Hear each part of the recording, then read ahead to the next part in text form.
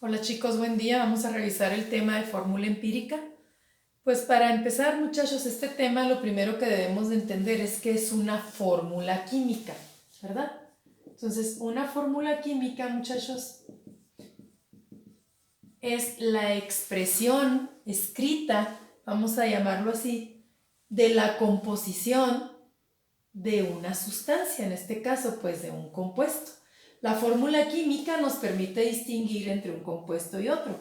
Esta es la fórmula química del agua, esta es la fórmula química del ácido clorhídrico. Utilizamos los símbolos de los elementos y utilizamos subíndices que indican el número de átomos que hay de cada elemento presente en esa fórmula química. De aquí parte lo que quiere decir, muchachos, o el significado de fórmula empírica. La fórmula empírica también se conoce como fórmula mínima. ¿Y qué es? Pues es la relación menor que guardan los elementos en un compuesto. Por ejemplo, vamos a llamarlo así, es una fórmula simplificada. Por ejemplo, yo tengo aquí el agua, ¿sí? Aquí hay un 1 que no tiene mitad. Entonces, la relación mínima que hay entre los átomos de hidrógeno y los átomos de oxígeno es 2:1. ¿Por qué? Porque el 1 ya no tendría mitad para yo seguir simplificando y poder llegar a una expresión mínima. Si yo tuviera, por ejemplo, esta fórmula, C6H6, esta es la fórmula de un compuesto que se llama benceno, pero no sería su expresión mínima. Su expresión mínima sería sacarle sexta a este subíndice 6 y sacarle sexta al hidrógeno. A esto se le llama fórmula empírica o mínima, a la expresión mínima o relación mínima que hay entre los elementos de un compuesto. Entonces, las fórmulas mínimas, muchachos, nosotros las podemos determinar con algo que se llama composición porcentual, que fue el tema que nosotros vimos anteriormente. Vamos a ver, por ejemplo, este problema. Dice, calcula la fórmula empírica de un compuesto cuyo análisis, ¿cuál es la fórmula empírica? O mínima, ¿verdad? De un compuesto cuyo análisis nos da los siguientes datos. Carbono 92.3%, hidrógeno 7.7%. Este compuesto nos dicen que corresponde a un hidrocarburo. ¿Qué es un hidrocarburo? Pues un compuesto que tiene únicamente carbono e hidrógeno, pero bueno, eso ahorita no es relevante. ¿Cómo determinamos la fórmula empírica? Fíjense bien, muchachos, vamos a seguir los siguientes pasos. Paso número 1. Vamos a suponer que de este compuesto se analizaron 100 gramos y eso lo vamos a suponer en todos los problemas, porque va a ser para nosotros más fácil de 100 gramos calcular cuántos gramos de esos 100 serían el 92.3% de carbono y sería algo muy sencillo. Si nosotros siempre suponemos una masa de 100 gramos, pues el 92.3% de una masa de 100 gramos sería 92.3 gramos. Y de 7.7, pues 7.7 gramos. Entonces, siempre, muchachos, vamos a suponer una masa de 100 gramos para que nuestro primer paso sea así de simple, cambiar la unidad de porcentaje a la unidad de gramos.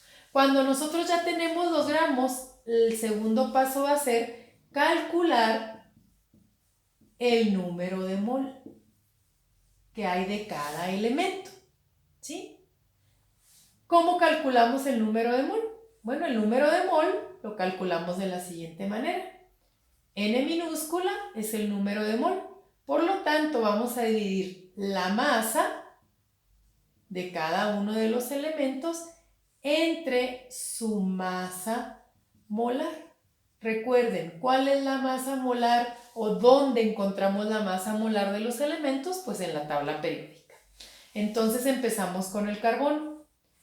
Tenemos nosotros de masa 92.3 gramos de carbono entre su masa molar, que son 12 gramos por cada mol.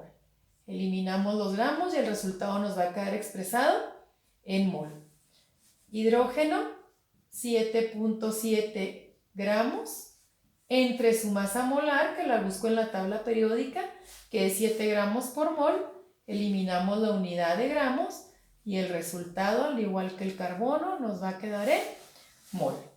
Entonces, el resultado, muchachos, de esta división es 7.7 mol y de esta es 7.7 mol. ¿Qué es lo que vamos a hacer enseguida? ¿Cuál es nuestro paso número 3?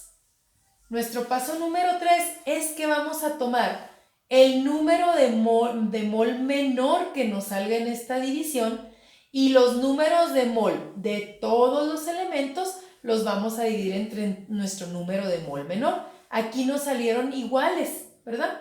Aquí el número de mol me da exactamente igual. Entonces, ¿cuál es mi número menor de mol? 7.7. Lo anotamos. Para el carbono son 7.7 mol entre 7.7 mol. Eliminamos los mol y es un 1 el resultado. Para el hidrógeno, lo mismo, 7.7 mol entre el número de mol menor que nos salió, que fue 7.7 mol, eliminamos y nos da 1. Y finalmente, ¿cuál es el cuarto paso? Estos números, estos cocientes, el resultado de esas divisiones, ¿verdad? Es, muchachos, nuestro subíndice que vamos a poner en nuestra fórmula empírica. ¿Cómo vamos a construir nuestra fórmula empírica? Anotamos carbono con un coeficiente, un subíndice, 1 que no se escribe, hidrógeno con un subíndice 1 que tampoco se escribe. Y esto es nuestra fórmula empírica o nuestra fórmula mínima.